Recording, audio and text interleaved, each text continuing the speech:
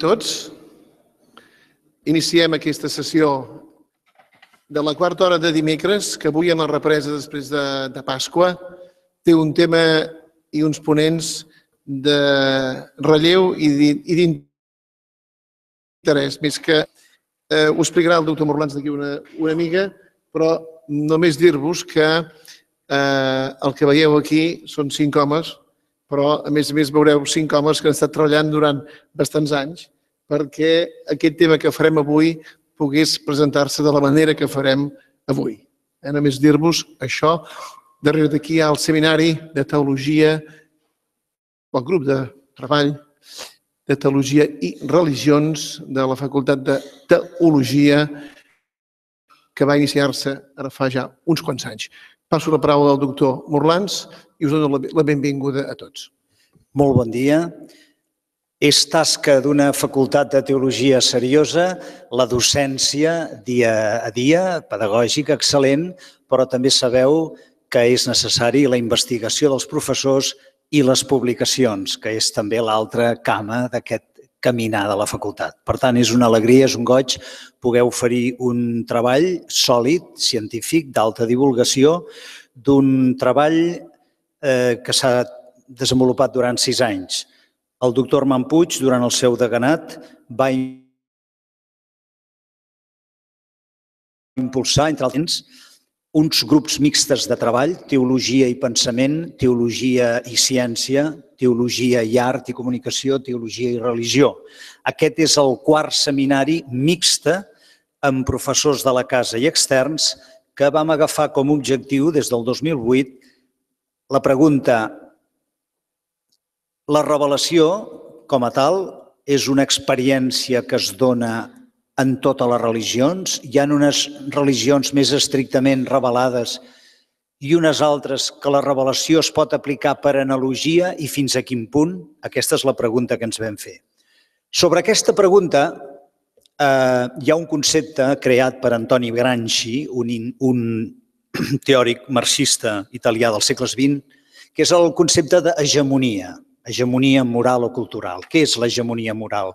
És allò que es pensa la majoria de grups intel·lectuals i la població en un moment determinat, allò que es creu que és el que s'acosta més a la veritat sense necessitat d'argumentar-ho.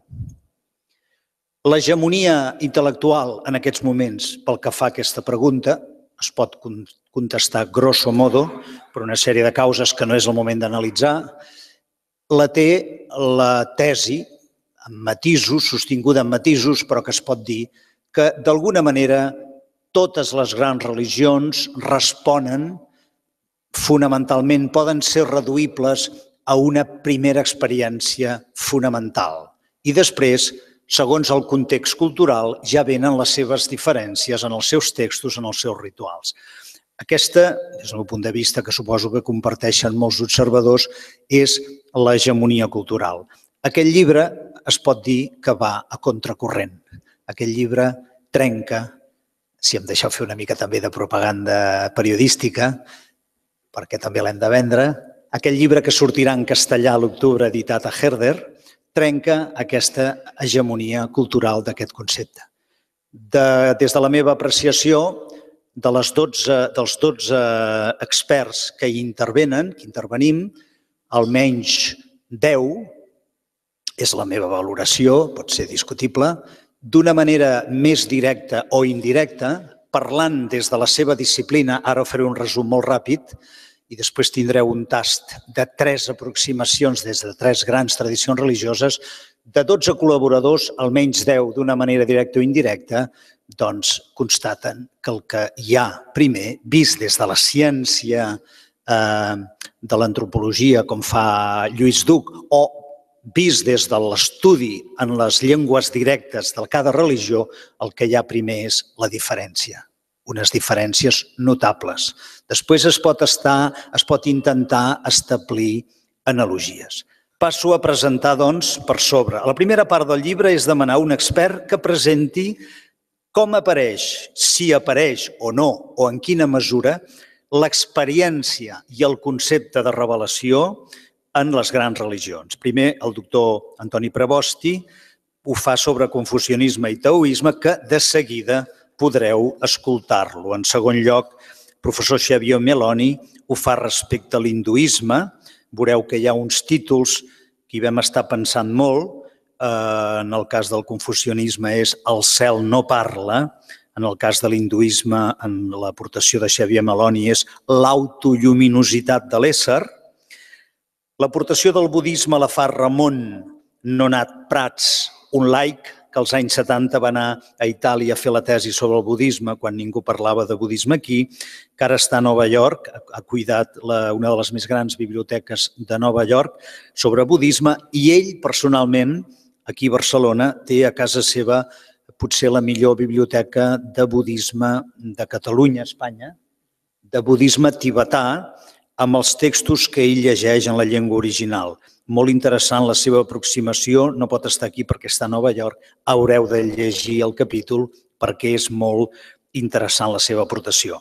Enric Cortés, professor de la casa, expert en judaïsme, fa l'aportació El nom es revela i s'amaga, la revelació en el judeocristianisme. Professor Torralba, que després sentirem, i el mateix Armand Puig, fan el cristianisme. La paraula es fa carn. Paraula, carn.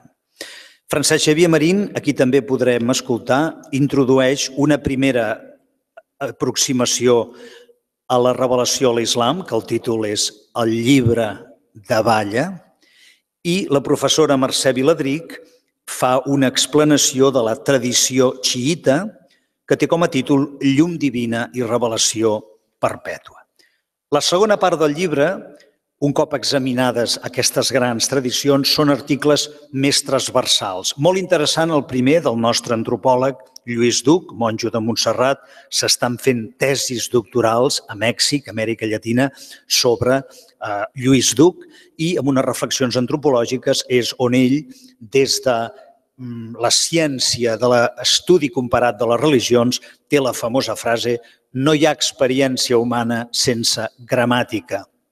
Per tant, no hi ha un moment zero comú a la humanitat, sinó que en el primer moment, nuclearment, ja hi ha una paraula, ja hi ha una gramàtica. Això ho diu Duc des de la serietat de l'estudi comparat de les religions, no des de la dogmàtica catòlica. Després hi ha la intervenció del doctor Xavier Meloni, on exposa la seva tesi, de tots conegudes, de la incandescència del sagrat en l'experiència de la revelació. Ell, seguint els seus mestres Salvador Pàniker i Marià Corbí, doncs sosté aquesta tesi, de la qual n'és un gran apòstol, d'aquesta reducció de tota religió a un primer moment d'incandescència. Segueix un article del doctor Mora, professor de la casa, emèrit, de les diverses experiències de revelació i l'ètica. Personalment, tinc un article reivindicant la singularitat de Jesucrist, que no faig més que traslladar uns simposis que hi va haver el 2000-2001 amb teòlegs italians i alemanys molt seriosos que mostren que un cop ho coneixem per revelació és pensable, hi ha arguments filosòfics seriosos per sostenir, és creïble, és plausible, per qui vulgui, que l'absolut s'hagi encarnat en una persona. I finalment tanca el volum el professor doctor Flaquer, que també està entre nosaltres, sobre el caràcter crístic de l'Alcorà i l'ascètica del Jesús musulmà.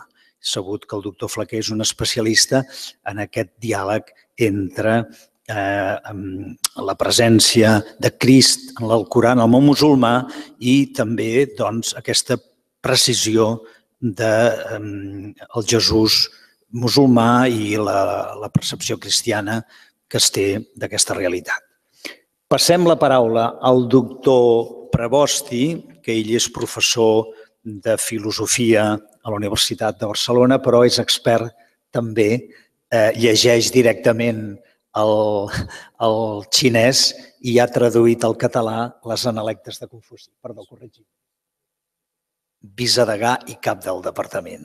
Gràcies, Antoni. T'escoltem. Bé, gràcies per la invitació a participar en això. Gràcies, en realitat, per haver-me invitat en l'origen a participar en aquest seminari i bon dia a tothom. Voldria començar dient que quan ja fa uns anys es va proposar el tema aquest de la revelació per a ser tractat en les diverses religions i jo em vaig trobar amb que ho havia d'estudiar en el confucianisme i el taoisme, el primer que va ser, per a mi és una situació de perplexitat, perquè no em sonava de res que la idea de revelació fos rellevant en el confucianisme ni en gran part del taoisme, i només sí que hi ha uns moviments religiosos taoistes, però que no són el que més és conegut com a taoisme a Occident, en els quals la revelació té un paper rellevant. Tampoc no coneixia jo cap terme xinès clàssic que pogués ser la traducció de la paraula revelació i que em pogués servir de guia per a estudiar això. Em va semblar una noció estranya per a ser el punt de partida d'un estudi del confucianisme o del taoisme. Però, tot i així, doncs, en fi, ho havíem de fer, no? I vaig haver-me de plantejar, diríem, d'alguna forma, el sentit de revelació, de manera que jo pogués, diguem, entenent el concepte i, d'altra banda, també, diguem, el seu lloc, en un sistema de creences o de pensament, poder-lo cercar en el confucianisme i el taoisme. Per tal que si, com a mínim, no trobava el mateix concepte, doncs almenys trobar allò que ocupava el seu lloc. Bé, com a concepte em vaig definir, diguem, per a l'ús d'aquest estudi, la revelació com a manipulama de la veritat primera i del camí per a la salvació, de manera que pogués, diguem-ne, incloure una veritat primera tant un Déu personal com quelcom que no fos un Déu personal i manifestació que podia ser verbal o no verbal. I entenent que aquesta veritat primera que es manifestava no era només l'objecte de la manifestació, sinó, en certa manera, diguem-ne, el subjecte. És a dir, que era propi del que entenem per revelació el fet que és un coneixement d'aquesta veritat no només sorgit de l'esforç humà i de l'ús de les nostres facultats, sinó que, en certa manera, procedia de la veritat primera, que era ella la que prenia d'alguna forma la iniciativa i això era el que volia dir revelació. Pel que fa al que seria el seu lloc o funció, per dir-ho ràpidament, doncs diria que seria ser l'arrel de l'autoritat dels llibres canònics. De fet, això es podria ampliar no només de l'autoritat dels llibres en particular, sinó de la saviesa, la font i la base, l'arrel de la saviesa. Bé. Llavors, a partir d'aquí, vaig tenir que anar considerant diverses coses i com una primera qüestió, diguem-ne, prèvia, anterior a confucianisme i taoisme, vaig pensar en la comunicació amb els esperits i amb les pràctiques endevinatòries, que són molt característiques de tota la tradició xinesa i que, diríem, abans de Confuci, de Lao Tse, etc., ja eren el nucli de la religió i que, per tant, configuren el pensament posterior. Però, diguem-ho així, per anar de pressa, no les vaig considerar pròpiament quelcom que entri en la noció de la revelació perquè, diguem-ho així, no tracten sobre la veritat primera. O sigui, les qüestions que es manifesten en el contacte amb els esperits, en els oracles, etc., doncs són qüestions particulars, quotidianes, contingents, etc. Bé. En conjunt, em resultava difícil, i sobretot resulta difícil ara, explicar en 15 minuts els resultats, diguem-ho així, del que jo vaig estar buscant, perquè, sobretot, per la manca d'unitat del que jo he d'explicar. Primera hi ha confucianisme i taoisme, ja són dues coses diverses, però és que dintre del confucianisme hi ha molts confucianismes i moltes maneres d'entendre, i dintre del taoisme doncs, també hi ha molts taoismes. No és una cosa unitària. I a sobre, doncs, això que acabo de dir, tampoc és un concepte que tingui un lloc clarament privilegiat o eminent o rellevant. Bé, doncs entro a explicar primer confucianisme una mica, potser l'essencial, després també faré el mateix amb el taoisme, però temo que tot quedi una mica com agafat amb agulles perquè és difícil de resumir una cosa que és realment una pluralitat de coses diverses. Pel que fa al confucianisme, diguem, no m'entretinc en explicar què és el confucianisme, això ja seria massa, no? En l'article, o diguéssim en el llibre, sí que està una mica poc explicat, però en fi. En el confucianisme és on potser és menys rellevant la noció de revelació pròpiament. Si anem al que és la doctrina del mestre, de Confuci, o sigui, el confucianisme que nosaltres podem extreure de les analectes i dels textos més antics, aleshores observem una posició molt reservada pel que fa als déus i a les qüestions religioses i, per tant, la presentació d'una doctrina purament humana, pràctica, ètica, política, sense anar gaire més enllà d'això. I respecte als déus, doncs, sí, practicar els rituals, però no fer-se masses preguntes. Hi ha un punt, que aquest sí que queda clar, i això serà una mica una tònica o quasi podríem dir una mena de lema, i és el que hem posat en el títol de la meva part, i és aquesta afirmació que el cel no parla. El cel seria una de les denominacions, de les principals, de la divinitat suprema. Però el cel no parla. I això ja a les analectes de Confuci no està dit literalment així, però pràcticament. Confuci diu, què diu el cel? Fa rodar les 4 estacions i engendra la multitud de les coses. Què diu el cel? És a dir, no diu res. I ho fa precisament per excusar-se ell mateix davant dels seus deixebles de no ensenyar-los més coses i de no parlar gaire, per dir-ho així. És a dir, el cel fa rodar les 4 estacions i engendra la multitud de les coses i és, per tant, aquí on cal reconèixer, diguem-ne, l'ensenyament del cel, observant el curs de les coses, observant el pas dels esdeveniments i en això podem reconèixer fins i tot la voluntat del cel, perquè hi ha una noció en aquella època d'una voluntat del cel i, a més lligada a la qüestió política, als prínceps, el rei de la dinastia està posat pel cel. Però Menci, un confucià posterior, es pregunta com sabem quina és la voluntat del cel? Ens ho diu en paraules?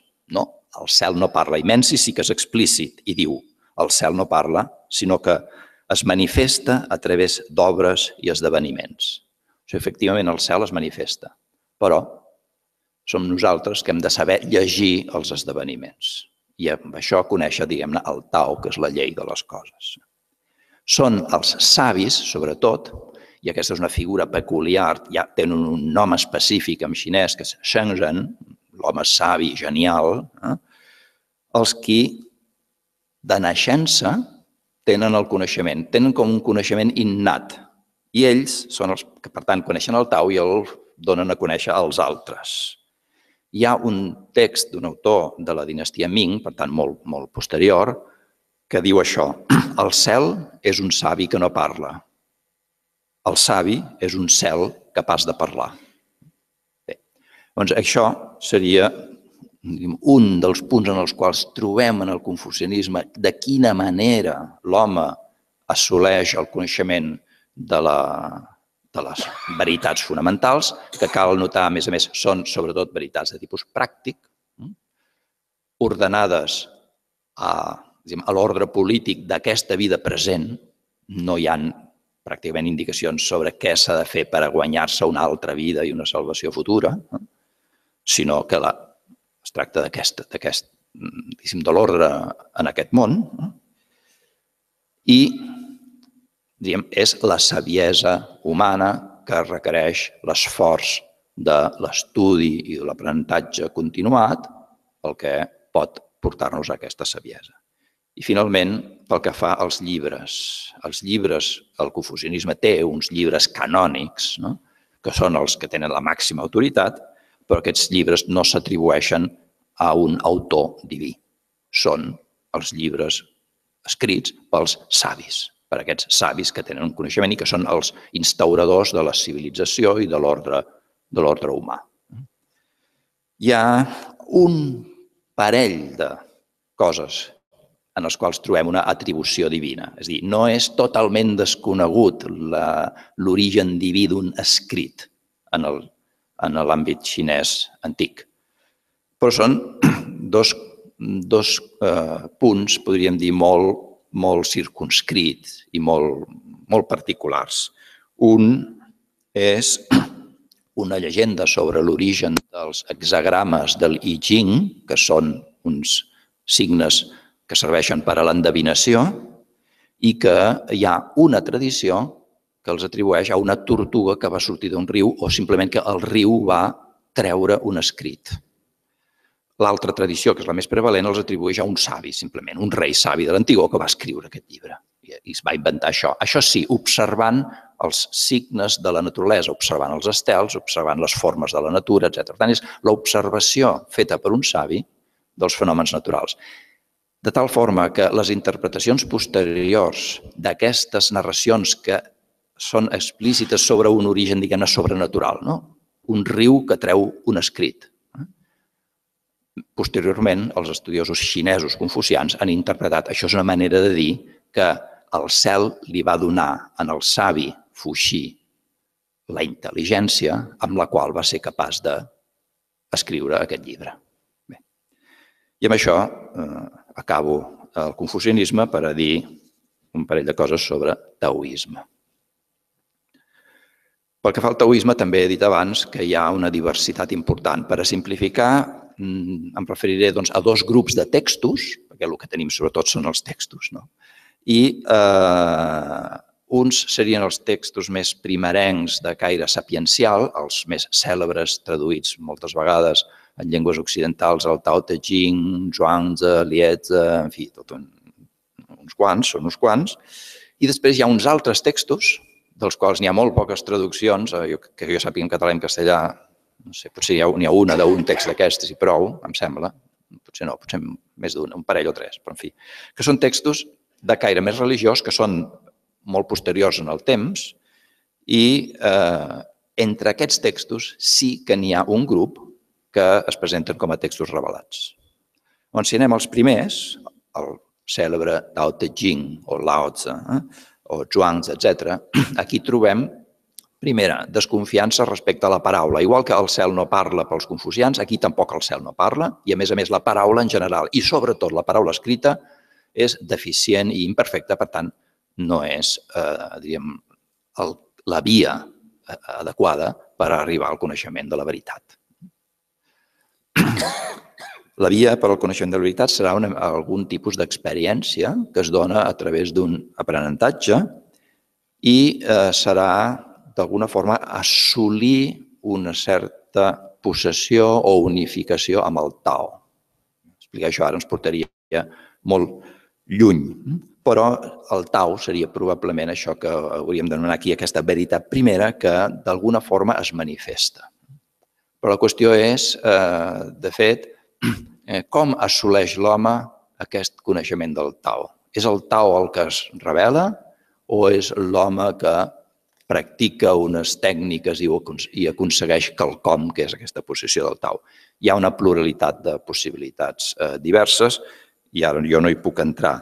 Només dir que, per exemple, en el Tao Te Ching no trobem res que sigui prou precís i clar per resoldre què ens diu aquest text sobre la revelació.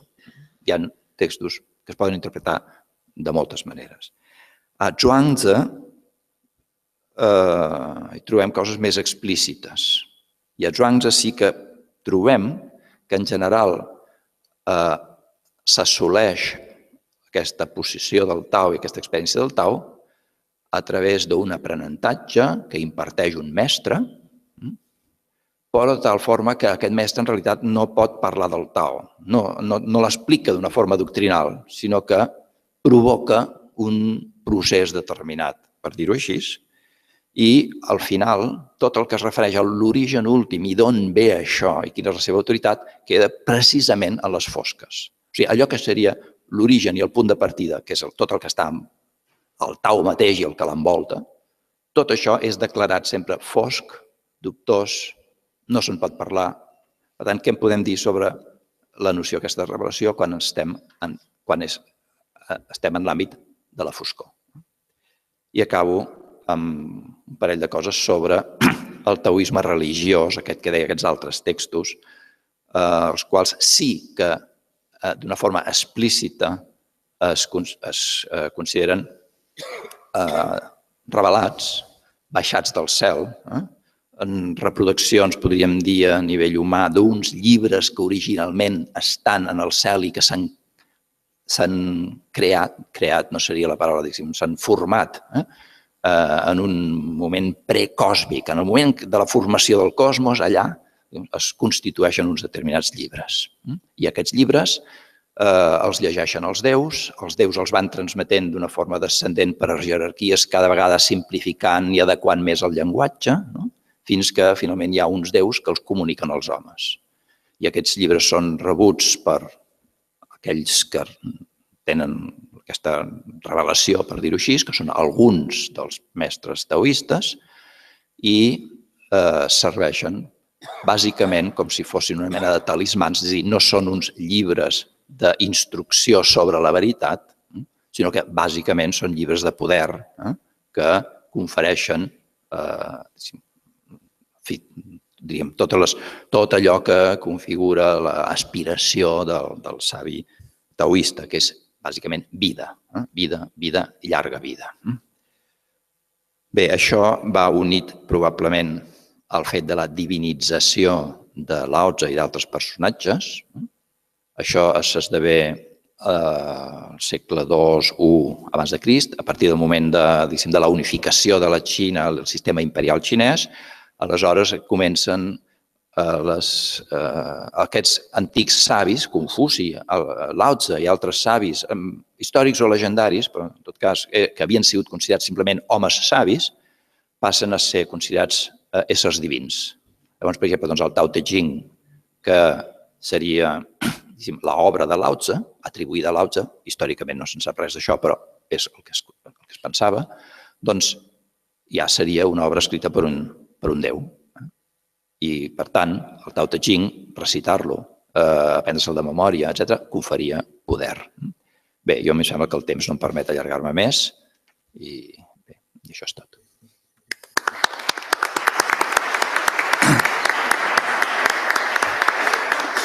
Moltes gràcies, professor Provosti, que ens ha donat un tast del tipus de treball que hem fet, sempre en diàleg i pregunta.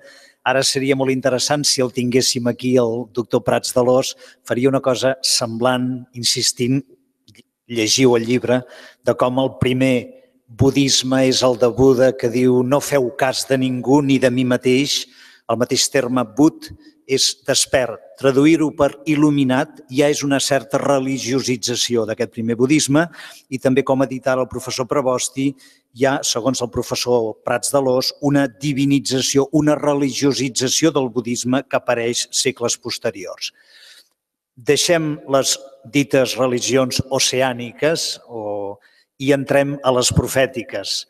No podem donar la veu al professor Cortés per parlar del judaïsme, però sí la donem al professor Francesc Xavier Marín i Torner, filòsof, islamòleg, africanista, professor de la Universitat Ramon Llull i dels Instituts Superiors de Ciències Religioses de Barcelona i Vic, investigador principal del grup de recerca Identitat i Diàleg Intercultural, membre del Consell Assessor per a la Diversitat Religiosa de la Generalitat de Catalunya. Li demanem també, amb aquest difícil exercici de síntesi, una iniciació a què hi ha de revelació en l'islam. Gràcies, Xavier. Bona tarda. A diferència del que ens explicava ara el doctor Prebosti, per l'islam el cel no només parla, sinó que hi té un text. Quins són alguns dels aspectes que tractem en el llibre que avui presentem sobre la concepció islàmica de la revelació que ens poden ser interessants o suggerents per reflexionar-hi? Bé, són molts, però els agruparé ara els que tractem la doctora Mercè Viladrich pel que fa al xiisme, el que fa la qüestió de la mística islàmica i un servidor en el capítol dedicat a l'islam sunnita. Ho agruparé ara per reflectir les tres grans tradicions de la teologia islàmica en dues grans idees majors que simplement enumeraré. Una primera concepció bàsica en l'islam és entendre la revelació com a manifestació. I amb això s'hi val ara l'afirmació contundent i sense els molts matisos que caldria, no és substancialment diferent, evidentment, ni del judaïsme ni del cristianisme. I, per tant, no cal que m'allargui excessivament, menys encara davant del públic que tenim aquí, que sou entesos en aquestes coses. El mot en àrab per referir-se a la revelació com a manifestació és wahi. Wahi és un mot que no és d'origen tècnic, teològic, és un mot tècnic, però no és teològic. Wahi, diccionari àrab-català, ho traduiria com l'instint que predetermina les actituds i les conductes que s'ajusten a la naturalesa d'aquell subjecte o d'aquell objecte. La disposició natural, diguem-ho així, la predisposició connatural d'aquella persona, d'aquell objecte, que fa que es comporti de la manera que es comporta, és a dir, ajustada al seu propi dinamisme. Formulat més filosòficament, aquesta disposició natural, en àrab s'anomena la fitra, seria el fonament últim de la realitat o la naturalesa essencial de la realitat, perquè amb aquestes expressions la trobareu traduïda en textos en català. Wahi, per tant, la revelació és aquell element que conforma l'identitat essencial de cada ésser. Així, per exemple, l'Alcorà diu que Déu ha revelat a les abelles la competència per construir el rusc. Per l'abella és connatural construir el seu habitacle d'aquesta manera. Això és la revelació. O diu l'Alcorà que Déu va revelar a la mare de Moisès la tècnica per alletar el seu nadó. És un concepte que pot semblar com molt proper al concepte d'instint, en aquest sentit de la cosa que et surt espontàniament, de manera connatural, perquè és la teva pròpia naturalesa que et porta a fer això. Bé, evidentment aquest mot és recollit teològicament fins a cert punt reformulat sota la concepció segons la qual la revelació consisteix en que Déu comunica a un escollit, un profeta, un enviat, unes pautes per guiar la comunitat. La finalitat última de la revelació per l'islam sempre és proporcionar orientació a la comunitat. Diguem que és una revelació pràctica, més que no pas teòrica, no es tracta tant de transmetre una mena d'informació per la reflexió, per la meditació, per bé que també, sinó bàsicament proporcionar unes pautes per regir la vida col·lectiva.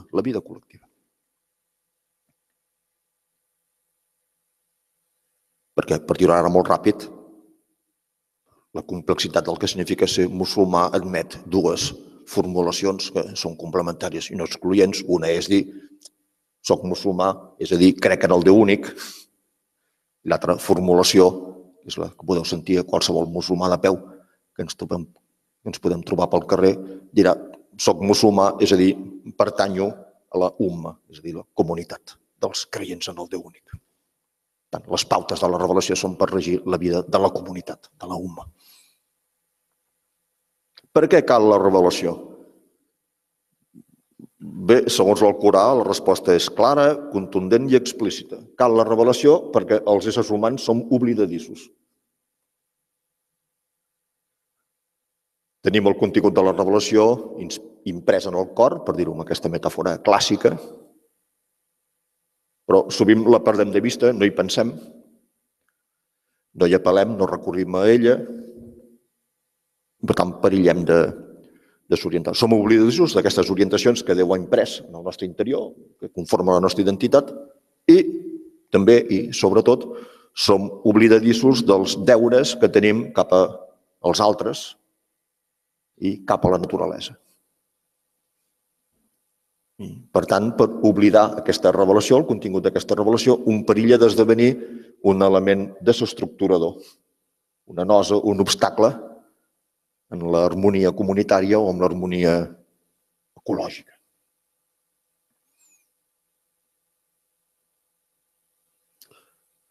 Per la teologia islàmica hi ha diferents modalitats de revelació, no m'hi entingui, hi ha una revelació entesa com a inspiració en el sentit més genèric del mot, hi ha la revelació més velada, transmesa subtilment, simbòlicament, a través dels somnis, vegis la sura de l'Alcorà dedicada a Josep, per exemple, i hi ha la revelació, que és la que hem tractat en el llibre, en el sentit més estrictament teològic del mot, que és la comunicació de Déu d'un missatge a un profeta o un enviat. D'acord amb el que he dit fins ara, entendreu per què en l'Alcorà, cada cop que apareix la revelació de Déu a un ésser humà, es dona com un implícit que l'ésser humà la recebrà i la acollirà. Perquè és la naturalesa essencial de l'ésser humà aquesta actitud d'obertura, perquè és la teva pròpia naturalesa d'obertura a la comunicació de Déu. En àrab, d'aquesta obertura i lliurament a la revelació,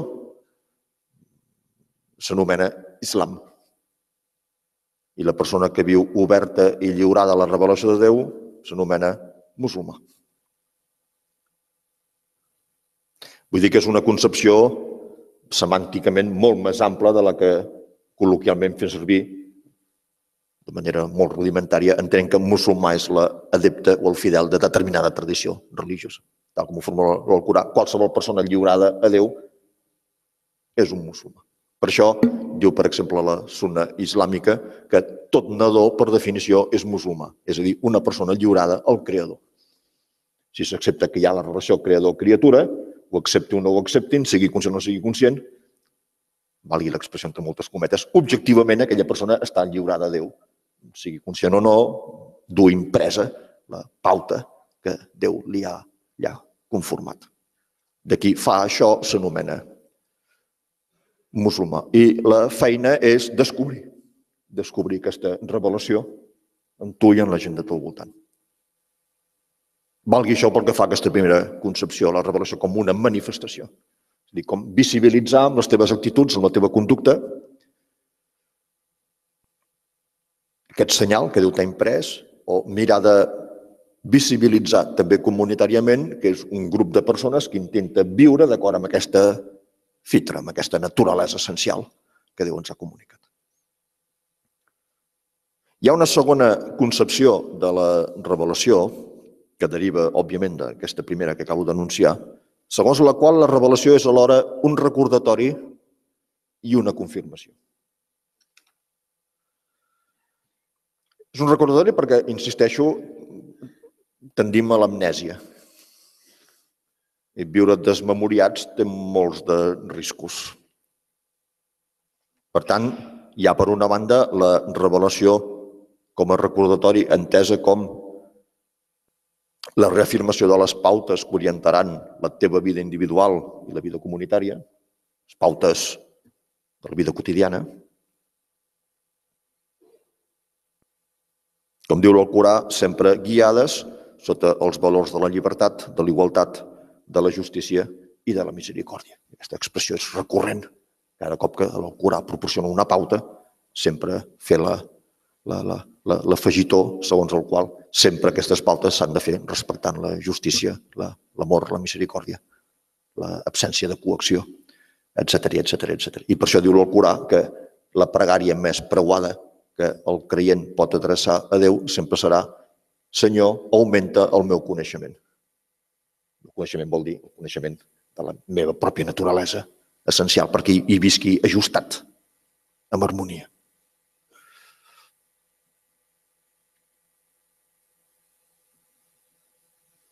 Hi ha aquest primer bloc de la revelació entesa com aquestes pautes per dur una vida recta, per dir-ho amb la metàfora amb la que comença l'Alcorà, amb el Fàtiha, de demanar a Déu que ens condueixi pel camí recte. I hi ha la concepció de la revelació que es plasma en l'Alcorà com a text, és a dir, la revelació que inicialment és oral. Es diu que es comunica amb Muhammad, amb Adam, amb Moisès, amb Jacob, amb Ismail, etcètera, amb Noé, amb Josep, amb Jesús, que es comunica a través de l'arcàngel Gabriel. Aquesta revelació oral s'acaba plasmant per la tradició islàmica en una col·lecció de llibres, els llibres dels enviats de Déu, és a dir, Moisès, Jesús, Muhammad, que representen la culminació de la revelació. La culminació de la revelació, o la reafirmació de la revelació. I aquí hi ha un dels aspectes sobre els quals l'islam ha fet les aportacions més singulars en el panorama de la història espiritual de l'humanitat, almenys pels que ens dediquem, com és el cas d'un servidor, a fenomenologia de la religió, que és una teoria cíclica de la revelació. La metàfora de l'Alcorà i de la teologia islàmica és que Déu seu en el seu tron, en el cel, i al seu costat té una taula parada on hi ha el llibre de la revelació, el llibre matriu.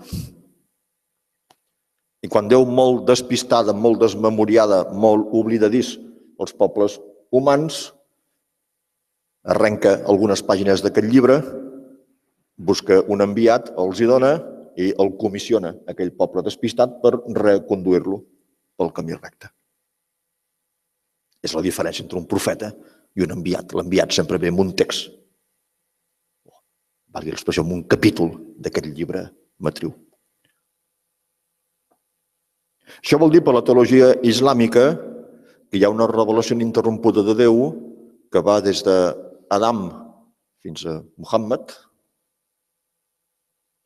La tradició sunnita, ja us llegireu el capítol de la doctora Viladric, on per la tradició xiita seguim vivint en una època profètica i no postprofètica, és a dir, en Muhammad no s'hauria clos la revelació perquè per la tradició xiita els ayatolàs continuen gestionant la qüestió de la revelació i la seva innovació creativa per anar-la ajustant al ritme dels temps i de cada societat. I això explica per què en l'Alcorà apareixen els profetes de diferents religions per acabar la seva intervenció dient que quedi clar, soc un musulmà, és a dir, algú que s'ha lliurat a Déu. Aquesta continuïtat seqüenciada, sense ruptures, continuada des d'Adam amb tots els profetes, és la que es plasma de manera recurrent en l'Alcorà per fixar la seva concepció singular de la revelació amb aquella expressió coneguda. Creiem, els musulmans creiem en tot allò que Déu va revelar en Abraham, en Noé, en Moisès, en David, en Salomó, en Ismael, en Jacob, en Jesús i tots els altres profetes. De manera que, com diuen els manuals de teologia islàmica, un musulmà creu en els profetes de totes les religions. I com diu l'Alcorà, no farem cap distinció entre ells, perquè la imatge simbòlica és que tots venen en pàgines del mateix llibre de la revelació de Déu. Després, a la pràctica hi ha distincions teològiques, perquè no hi entraré ara, perquè la teologia islàmica de manera unànime dona per entesa que la Torà o els Salms de David o els evangelis han de ser rellegits perquè estan manipulats o contaminats.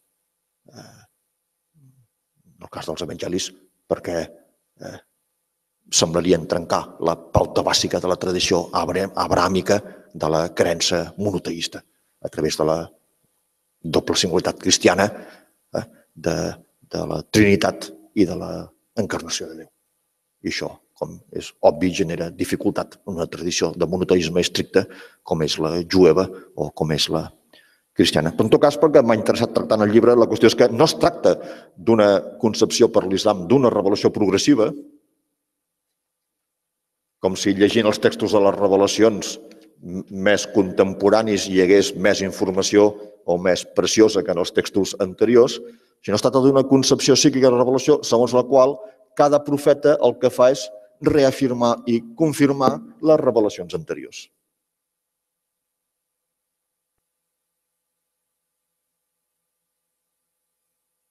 Acabo amb una referència. Joachim Nilka, que és dels exegetes més importants, com sabeu, de la tradició cristiana del segle XX, en la seva lliçó de comiat, fa aquesta juguesca de gent espavilada, d'esperar el dia que s'acomiada, per dir-ho, de dir que és fútil tota reflexió sobre Jesús que negligeixi la jesosologia alcorànica. I acaba, o comença de fet la seva conferència, apel·lant als seus companys del Departament de Sagrada Escriptura i als estudiants de la Facultat de Teologia que ja ha arribat l'hora de complementar la cristologia amb la jesosologia islàmica. Em remeto al capítol que el Jaume Flaquer ha escrit sobre això en el text, i no per ser una via que històricament ha sigut marginal, perquè hi ha el Jesús alcorànic i, per tant, és una font més a considerar, igual que en un tractat de cristologia sempre hi ha uns primers capítols en què es tracten les dades de Jesús que tenim en altres tradicions jueves o llatines o romanes. Hi ha molta més informació també en la tradició alcorànica. I, per tant, em permeto de recomanar vivament, per si no havíeu pensat mai en aquestes coses, la lectura dels 3 capítols dedicats a la concepció de la revelació en l'islam en el llibre. Gràcies.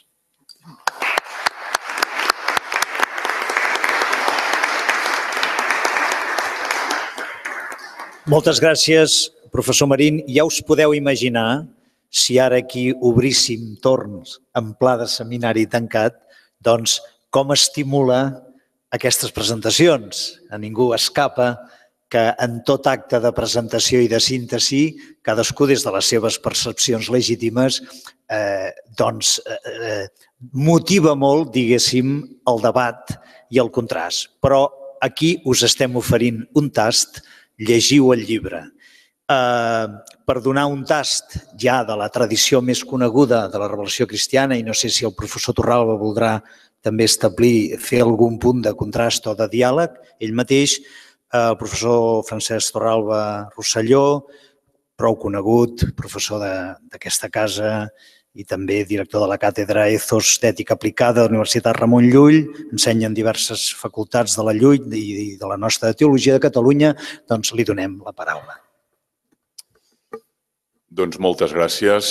En primer lloc, per la invitació a formar part d'aquest seminari.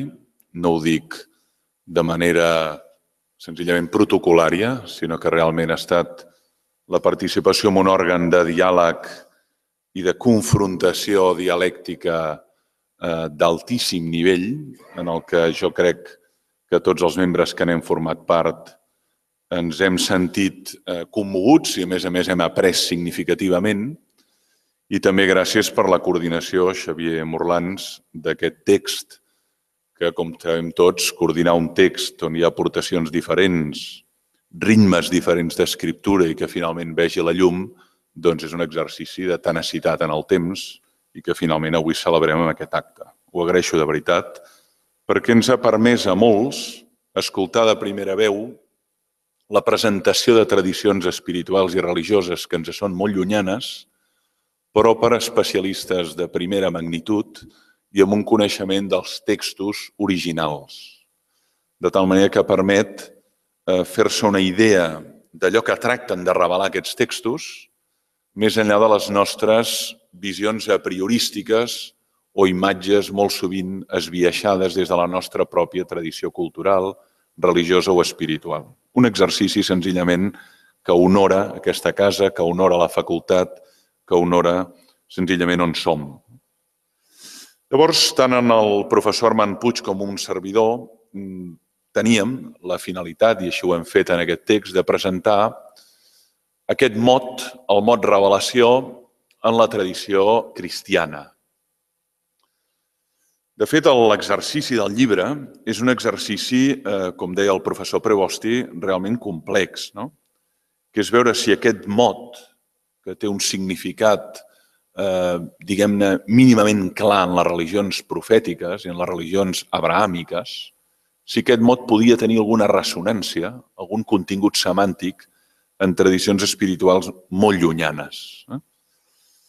Bé, és evident que dins de la tradició cristiana aquest mot té també un conjunt de significats diferents, que intentaré deixatar molt breument, però sobretot el que vull mostrar d'entrada és que la proximitat, fins i tot emocional i espiritual amb una tradició, de vegades no és precisament la millor manera d'hi acostar-s'hi com un objecte de reflexió, sinó precisament aquesta empatia o aquesta profunda afinitat espiritual fa que fins i tot donem per assentat o per conegut o per ja sabut allò que verdaderament té un altíssim grau de complexitat i de paradoxa. I això és el que hem intentat posar de relleu. Naturalment, el lector català i el lector mediterrani en general que tingui aquest llibre, l'apartat cristianisme és el que li resultarà més familiar. Amb tot, hem intentat subratllar què evoca aquest concepte en el cristianisme i quines són les seves condicions de possibilitat, que són el que jo tractaré de mostrar aquí. Partim de la idea que revelació és manifestació lliure de Déu en la història. Una definició de revelació que podríem avalar amb teòlegs molt rellevants del segle XX, en el document és citat Karl Rahner i d'altres, no? Fins i tot podríem dir que és l'automanifestació de Déu en la història. Una automanifestació que no es produeix en un acte concret, sinó que es produeix progressivament al llarg d'una temporalitat i que té com a cimal, com a punt culminant, així ho expressa també Dei Verbum Concili Vaticà II, Jesucrist, plenitud d'aquesta revelació i, a l'altra banda, encarnació d'aquesta paraula de Déu revelada al llarg de la història. Doncs, des d'aquest punt de vista, sí que per revelació entenem l'automanifestació de Déu en la història. Això pressuposa una sèrie de condicions, que és el que intentem escatir filosòficament en el text, seguint algunes de les intuïcions de Jean-Luc Marion o de Michel Henry, en el seu llibre Encarnació, citat en el text, que vull senzillament enumerar. Perquè hi hagi revelació, hi ha d'haver alteritat. Hi ha d'haver alteritat. Si només hi ha el mateix, no hi ha revelació possible. Perquè hi hagi revelació, hi ha d'haver algú disposat a revelar allò que és algú altre. Si només hi ha un principi i no hi ha ningú disposat a escoltar aquest principi quan parla de si mateix, la revelació és inviable. Si entenem per revelació autocomunicació de Déu en la història, pressuposa que hi hagi alteritat. Això no és menor, perquè això separa el cristianisme de plantejaments, diguem-ne, panteistes o plantejaments que parteixen de l'afirmació d'una única realitat i cap altra realitat disposada a escoltar, a comprendre o a senzillament seguir aquest acte de revelació. De fet, la mateixa creació només és possible si hi ha alteritat. Una altra cosa és l'emanació o una altra cosa és a partir d'un primer principi, la generació, però la creatio demana com a condició de possibilitat l'alteritat. En l'acte de revelació pressuposem una alteritat que a la vegada en el cristianisme és un tu. No és una alteritat que podríem parlar d'un text o podríem parlar d'un principi còsmic. Toni Prevosti s'ha referit al principi del Tao, a partir de la seva extraordinària aportació que fa sobre confucianisme i taoisme, no és un principi el que es manifesta, sinó que és una alteritat originària que s'expressa com un tu. I aquí emprem sobretot aquesta expressió que té tant valor en la filosofia de Martin Buber, un tu que es dona a conèixer i un tu que, per tant, té atributs personals, que té cor. Un tu que té cor. Hi ha una alteritat i hi ha un tu. Però perquè hi hagi revelació hi ha d'haver un oient d'aquest missatge, algú altre disposat a escoltar. I aquí emprem l'expressió també tan coneguda i tan citada de Karl Rahner, aquest oient de la paraula, sense el qual no hi ha possible procés revelatori. Si Déu es manifesta però no hi ha ningú disposat a escoltar allò que revela a través de la seva manifestació, no hi ha revelació possible. Per tant, hi ha un altre pressupòsit, allò que en diríem una altra condició de possibilitat del procés revelatori, que és l'oient de la paraula. I aquest és l'ésser humà, de carn i ossos.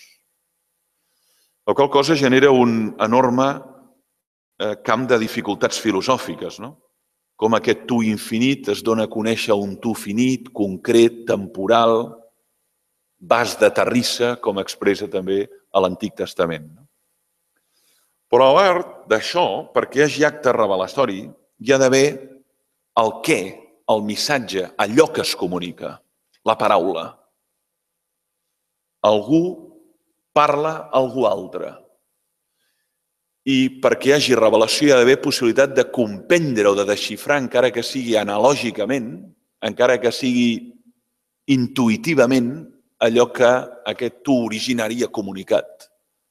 Si no, senzillament no hi ha acte revelatori.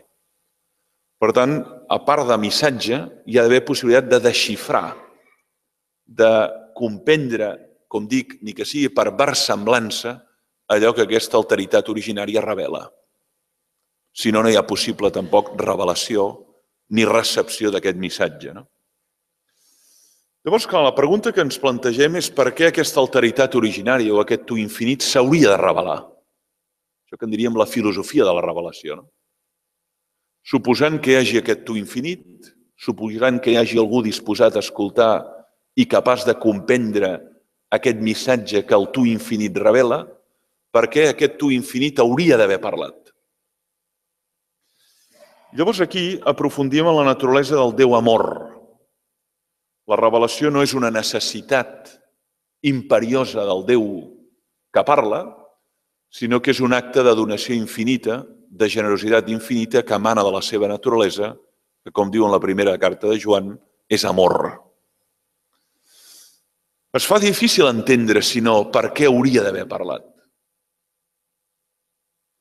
Si el tu infinit és coneixedor del tot, ho sap tot i ho coneix tot, per què hauria de trencar el silenci? Citem també a Kierkegaard, que es fa aquesta mateixa pregunta a la seva obra Molles filosòfiques, no? Per què hauria de trencar aquest silenci? Si no és per donar a conèixer a l'altre que desconeix aquest missatge, un missatge que l'allibera. Per tant, la lògica d'aquesta revelació és l'alliberament, cosa que queda bellament expressada en el llibre de l'Èxode. I el motor d'aquesta revelació és un Déu que té cor i que, per tant, que sent compassió i té voluntat d'alliberar l'oient de la paraula en la seva situació de subjugació, d'alienació o d'esclavitud. Finalment, hi ha el punt decisiu, que al meu entendre marca un element qualitativament diferent de les altres tradicions bíbliques i, per definició, també de les altres tradicions espirituals i religioses del món, que és l'afirmació que trobem en el pròleg segons Sant Joan de que aquesta paraula, logos, esdevé carn, sarx. És que això representa, al meu entendre, si no l'element, com a mínim un dels elements més decisius, més qualitativament diferents i més substancials de la tradició cristiana en relació a les altres tradicions, islam i judaïsme, i en relació, per descomptat, a les tradicions de l'Extrem Orient. Com aquesta paraula emesa per aquest tu infinit esdevé carn en un moment donat de la història en un espai i en un lloc. Llavors, la darrera part de l'article, naturalment, explorem com aquesta revelació encarnada en Jesucrist és reveladora, no ja només a través d'allò que diu el Jesús històric, sinó a través d'allò que fa, a través d'allò que actua o a través també dels seus silencis. Com tota la persona de Jesús és la revelació definitiva de Déu en la història que representa aquesta encarnació de la paraula.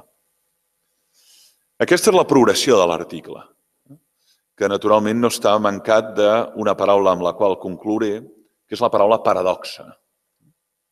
Tot aquest procés, tot aquest relat, tot aquest gran relat, inclou un element, al meu entendre, molt poderós que intentem expressar en l'article, que és la dimensió de paradoxa, de meravella, fins i tot diria de sorpresa, que causa la reflexió sobre aquesta història d'un Déu que es revela, que es dona a conèixer i que finalment es fa carn en la història.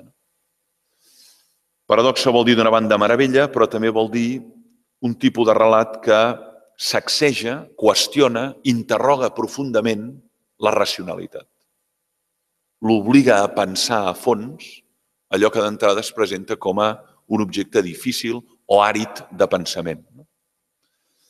Doncs això és el que mostrem, això és el que intentem expressar amb molt poc espai, però insisteixo en la meva gratitud al diàleg amb altres tradicions i a l'atreviment del grup de no sucumbir a allò que en diríem la lògica del políticament correcte, sinó també identificar aquelles riqueses particulars que tenen les diverses tradicions espirituals i religioses, però sense la pretensió, de vegades molt precipitada, d'identificar allò que Raimon Pàrica en deia les isomorfies o els homeomòrfics, que en ocasions tal vegada es poden articular, però en determinats conceptes, i el meu parer és especialment el concepte de revelació, és sumament ardu, per no dir sumament forçat, intentar convertir aquest vocable en un vocable isomòrfic o homeomòrfic d'altres tradicions espirituals i religioses. Moltes gràcies per l'atenció.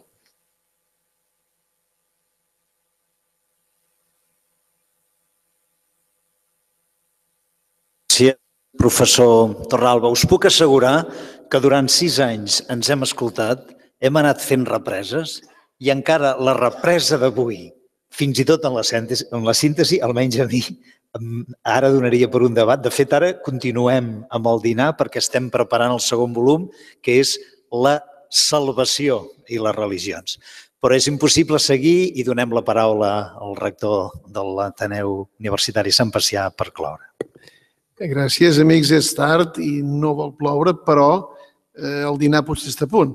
Llavors, jo no haig d'ara fer cap altra cosa, sinó dir que en aquesta línia que el doctor Morlans parlava ara, nosaltres estem convençuts, i aquí hi ha professors de la Facultat de Teologia, però també professors que són d'altres institucions acadèmiques, que la teologia acabaria ofegada si no tingués 2 diàlegs fonamentals. El diàleg amb la cultura i les arts i el diàleg amb les religions. Això no és meu, és del papa Benet XVI. O sigui que és aquesta doble atenció la que està marcant una mica molts dels esforços que fem en aquesta casa, i l'Ateneu és un instrument formidable per a poder tirar endavant això. I la tercera pota, arts, religions i ciències. La ciència. Per això aquí tenim un seminari sobre teologia i ciència, un seminari sobre teologia i religions i una facultat que en el fons és teologia i arts, perquè naturalment que història, arqueologia i arts cristianes vol dir això en el marc d'una institució com ara és aquesta. La gent dialoga, primer, quan en té ganes. Segona, quan té alguna cosa a dir, bona, important. I tercera, quan està disposada a posar no en dubte, però sí damunt de la taula les pròpies conviccions. Jo us puc dir que aquest llibre, que no presentem avui, encara que us sembli, perquè de fet no l'hem presentat, hem donat només uns tastos, i aquí hi ha el doctor Mori i el doctor Falaquer, que són autors d'aquest llibre i no parlen, perquè no podíem pas posar-nos tanta gent aquí dalt. Però el que sí que és cert és que aquest és un llibre que té una importància capital per al nostre projecte. I la té perquè no és parlar de religions. Escolteu, hi ha biblioteques senceres que parlen de l'islam, del budisme, tot això està molt bé. Però nosaltres el que hem descobert aquí és que quan confrontem 5, 7, 11 experts en religions, però també en teologia cristiana, perquè no hem d'oblidar que tots els aquí presents compartim la mateixa teologia cristiana de fons, automàticament hi ha una clarificació que és estranya, perquè a mi, jo em pensava que acabarem fent fenomenologia tots aquí, i no. Hem acabat fent teologia. Una teologia de claríssima soca cristiana, que després l'hem poguda confrontar, en el bon sentit de la paraula, amb la teologia islàmica, amb la no teologia taoista i confucionista. No en parlem del budisme, que si el Ramon Prats fos aquí, evidentment quedaríeu parats, com deia el doctor Morlans abans, i naturalment des d'aquest et verbum cara factum est, que ningú posarà en dubte que és la real, diguem-ne, fonamental del cristianisme. Gràcies per la vostra presència aquí. Hi ha algú del Brasil que ens està escoltant, per això he fet l'streaming avui aquí, perquè pogués també escoltar aquest nostre discurs, el pare Moré, el qual doncs saludem i saludo, i doncs donem-nos cita per una altra vegada, la quarta hora continuarà i per tant doncs amb tendència a fer-la aquí, perquè jo penso que això de l'streaming és un bon invent finalment, o sigui, permet tenir uns interlocutors invisibles per nosaltres, però nosaltres esdevenim molt visibles per ells i això ens ajuda a tots. Gràcies i un bon dia.